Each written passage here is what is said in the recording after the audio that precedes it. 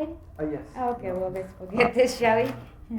Are you actually rolling? I'm actually Okay. rolling. Okay. So what I was wondering about was whether you were interested in pursuing any anti-gun or gun control laws or anything like that. And I remember when, after Reagan was shot, he surprised many people by saying that he hadn't changed his idea about gun control at all.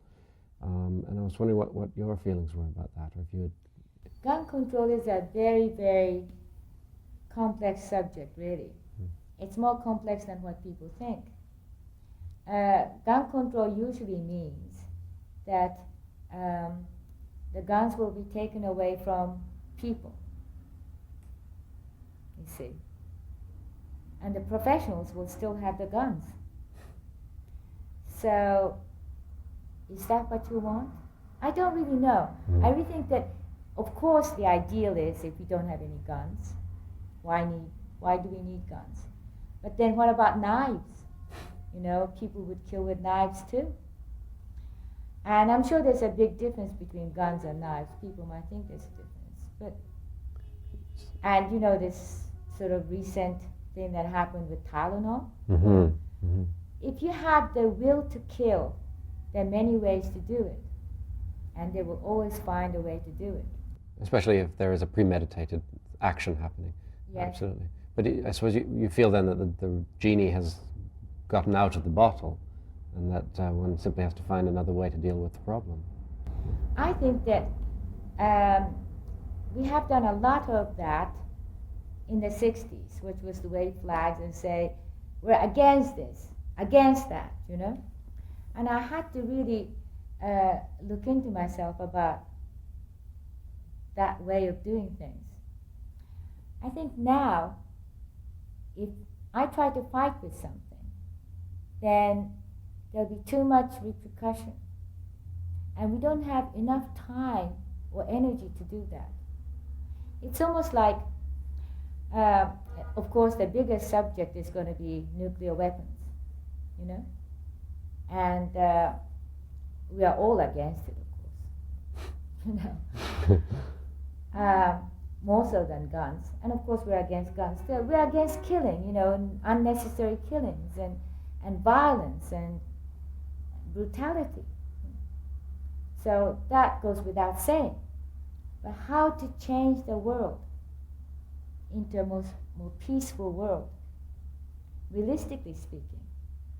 Now some of us are just happy going to a peace rally and wave flags and, you know, bring a lunchbox or something, and it becomes like a performance art piece. You know, it's like they love it and they go home and they feel like they did something. I'm not accusing that. It's nice to have a peace rally anyway. We should have more of it, you know. It's better than not having peace rallies. Exactly, but that's not enough. So what is necessary? I think that there was a time when the world was like, think of, say, your child as a world. And the child would say, oh, Mommy, I think I want to try to jump off the roof, you know. And then you can say, that's not what you should do. If you do that, you don't understand it, but you're going to get hurt, you know, to a child who doesn't know about it. Then you can say that. And that's like waving flags and saying, we don't like what you're trying to do. You know, that's understandable. But now, the whole world's come to a point where it's almost like the child is on a windowsill saying, look at this, Mom. Look, Mom. No hands, you know. And you know that there's 20 floors down. One mistake and the child will go down, fall down, you know, 20 floors. So what do? You're going to say, don't you do that. He might get scared and fall down. He might try to fight you and fall down, you know. In a situation like that, a mother knows best. You don't say anything. You just smile. You just try to make the child come to you. Maybe, you know, you have to play it by ear in a situation like that. But whatever you can do to draw the child's attention to something more beautiful. Mm-hmm. And of course, all of us are against war industry. And everybody, all of us know how silly it is to spend all the money in the world on war industry, and while the bridges are falling down and the buildings are rotting, and people are unemployed and suffering. That's an obvious thing. You don't have to be a grown-up to know that. Even children know about that, But how to stop that? You can't just say, no more war industry, You can't do that. The only way you can possibly change the world is to make the peace industry more lucrative or more interesting. If you can't do that, and if the war industry is more lucrative and more interesting, the more we scream, everybody's going to go to that. We have to entice them. We have to make sure that what we're doing is more interesting. And therefore, to hope that the next generation of children don't grow up into war industrialists. Exactly. Yeah. They would, if we don't make the other side more interesting, Now, it's that real. It's reality, So we can't just be sort of giving sermons or preaching people.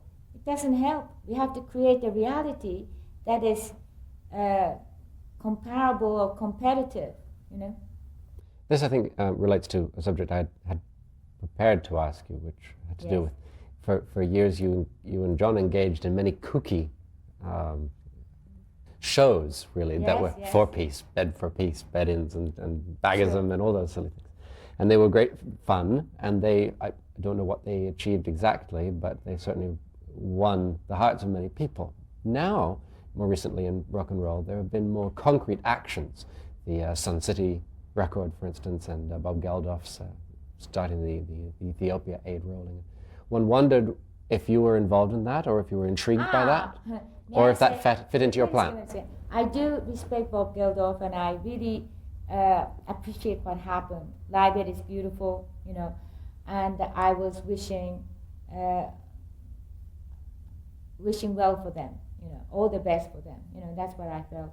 I was, by the way, making Starpiece album, and when I was doing the mastering of the record, that was the day of Live Aid, and it was beautiful. But it's not true to say that we were just doing fun things like bed-in with sense of humor. John and I started with Toronto Peace Festival, which was in 1969, and even before that, there was one maybe before that or right after it in London. There was another show where we invited George Harrison and all sorts of people. At the Lyceum. Lyceum, yes, And all that was done before John Sinclair concert that we did in Ann Arbor, Michigan. We did one-to-one concert, which is now a record just coming out now. John Lennon live in New York City, We have the poster for it here. Yes. There it is. Will that be? Will that be the album cover? The conversation will go into that, right? And every concert that we did, first of all, John was saying, before he met me, he was saying, after 30, I'm not going to be on stage being a performing flea and singing I Want to Hold Your Hand. That was a famous statement he was making. But after we met, and all these concerts that we did were after when he was after 30. He was already over 30 then. And the reason why he did, and he didn't mind being a performing flea, was because he felt it was for a good cause. And all the concerts that we did, they were in spurts in a way, because people would call us and say, hello, we have this problem, are you going to do a concert? And we say, oh yes, we go there and do a concert. To somehow focus into the issue and make a statement about it and raise money for the issue, whatever issue we were protecting or what we were for then. And so we did all these concerts, all for some cause, and also without being paid at all. All the monies went to the needy at the time. And it was like a statement then. And even one-to-one concert, which is the last concert John and I did together. And by the way, this is live in New York City. But we raised about over $250,000 for the mentally handicapped children, and they built 3 or 4 children's home with that money. Mm. I heard a little knock. I heard a click too. Click. It's okay. What I'm trying to say is, over $250,000 those days, just for one night too, is a lot, you know. And so we were doing it. We were doing it on a reality level, not just sort of, hello, bed in, you know. And one day, maybe 20 years later, they might be doing something on a larger scale and say, well, Bob Geldof wasn't doing anything, but we're doing something now. It depends on the, you know, the environment and time of the society. What Bob Geldof is doing now is beautiful. But what we were doing then, within the context of the social climate then, was beautiful too. What? You made your point well, I understand. Yes. What, on the new record you remark that we are sky people. Can you explain this concept? Oh, that's what I think was very interesting. I was walking down the street one day in New York, and I was feeling a bit depressed. And I looked up, and you know that New York has a beautiful skyline. I was just watching the skyline. It was a great skyline, beautiful, yeah. But I'm so small, you know, and especially I'm walking on ground and sort of like this small being, you know. And then I thought, wait a minute, what's a skyline? Skyline is a line between the sky and us, isn't it? Mm-hmm. But then what is the ground? Skyline is a line between the earth and the sky. The sky you think is always up there, but where does it end? It goes all the way down to the ground. This is the skyline. So that means, what are we doing? Are we walking on ground or on sky? You know? And it just made me feel, okay, we're sky people. We're walking in the sky every day. What a lovely concept. Mm. And I wrote the song, Sky People. I see. Yes, Oh. we're sky people. Terrific. I will tell everybody this is a happy... It's true. I mean, where do you think the sky ends? Yes. You know? Well, it depends, as you say, on your perspective. If you crouch down as kids do on the floor like And that, you know. we didn't grow out of the ground. We're on the ground. Yeah. You know, we forget that because we're on ground so much. We're bound on this sort of earth so much. We start to feel like we're planted or we grew out of the ground. No. You know. There's you have videos now, and well, you have been making them for a few years. Now I've only seen the one by Zbigniew Brzezinski, whose name I cannot pronounce. This is Helen Paradise. Zabrinsky, yes. Zabrinsky. Zabig. We call him Zabig. Zabig for yes, short. Okay. Okay. Here, finally, you really have surrendered. Well, let me ask you this: Yes, I how much surrendered creative, the piece. how much creative Right. control did you surrender? Did he do it completely? I surrendered it totally. I mean, the point is, I was in there, you know, somewhere. Yes. But the idea is his, totally. And that's how I want it, you know. And I think he was a bit worried that he heard about me. Oh, is she going to be difficult? I just said, here's me on the silver plate, and you just do whatever you like with it, you know. Yes. Because I heard him explain what he wants to do, but sort of like in bits, you know. The way he was talking about it was really like somebody who's trying to explain about the fourth dimension or something, you know. But I just got an inkling about it. I said, you got the right idea, so do it, you know. Mm-hmm. And I would have wanted somebody to say that to me too when I make a film, you know. So it makes it easier for the person who makes the film. You see, I was very curious about how you would deal with the world of video, because for so many years you made movies. You were making videos before they heard of videos. Yes, I mean, yes, even if one wants to think of films like Fly or Bottoms or these experimental films. And so I always wondered what you would do when video came along. If you would want to take the video art further. Do you consider it to be an art form that you could take advantage of, that you could explore, or is it more of a sales tool? No, it's not a sales tool. I enjoy implicitly to make good videos, and a good video would have all different aspects of being good. It has to communicate. So on that level, maybe it has to be catchy as well, but also it has something in there that's sort of pushing the boundary a little bit more. And I think Zbig's Hell in Paradise did push a boundary a bit more, and there's something very interesting about it. And I knew he would do that. Now, I don't know, I can't say, look, I decided that I'm going to be like this, and therefore I'm going to be like this, because I'm not like that, I don't know what's going to happen to me, or what am I going to do, what I'm going to do in 2 days, So I can't promise you anything, and that's not how I do things. But just now, what I did was, yes, I did ask him to make this film, and it worked out well. The other films, such as Sky People and Children Power, you may have not seen them yet. I haven't seen them. No. But they're gorgeous films, and they have not been made by me either. What I did was, I wanted to give a chance to some unknown video filmmakers. They just came out of school or something, and several people came as an audition, and they wanted to tell me ideas and all that. So, and 2 of them sounded very good, interesting, and I gave them money to a small budget, but to make these films, Sky People and Children Power, and they did a great job. And you'll see them, by the way, and I'm sure you will enjoy them. It's really fantastic. And I feel good that I gave an opportunity to young video makers. And that doesn't mean that I'm going to always be doing that. I might want to make a film myself again. But somehow it was something that I did, and I felt very good about doing it. There was, speaking of video or TV, pictures on TV, there was that program, was it last October or November, the story of John and Yoko, a romance, I think it was subtitled? Yes, Love Story of John That's and Yoko, right. was it? Yes.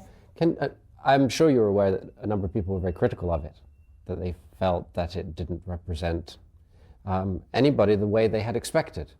Did you hear those criticisms? I was prepared to hear all sorts, and it's a subject that is a controversial subject anyway. If you made it this way, these people are not going to like it. And if you made it this way, those people are not going to like it. It's one of those things, So criticisms are to be expected in a way. I didn't have the kind of control that I wanted to have compared to something like Live in New York City. This is a very good example. Live in New York City, if somebody comes to me and says, well, what did you do with that frame? I would take responsibility of it and say, well, I did that because this and that. Every frame, I either okayed it or did it myself or whatever, so I know what happened, and I'll take responsibility of it. In that sense, I'm proud of this product. With Love Story of John and Yoko, because of various red tapes and how the TV media itself is constructed, I didn't have that much say, but I didn't want to keep one foot in there. But this is not to say, well, look, I didn't do it, and I know this. I'm not saying that. It was good for what it was. And I think they did a great job. I will stand up for them too, in a sense that though I didn't have that much control over it, I could have stopped it if I thought it was a total disaster. Well, stop me means suing them, or what, that's 10 years, so it's a big thing, but I mean, I didn't feel that way, I didn't think that was necessary, because it's like a Reader's Digest version of things, Necessarily. Yeah. Yes, and a Reader's Digest is important for some people. There are some kids who really don't know about John's spirit, John's songs. You'll be surprised, people born after 1980, people like that. And they're starting to want to listen to John's music. I got many, many positive letters as well, saying, oh, I didn't know that John was like that. I didn't know what it was about, and I heard so many good songs in it, so I would like to buy his record, That's what I did it for, really. Mm-hmm. If I may be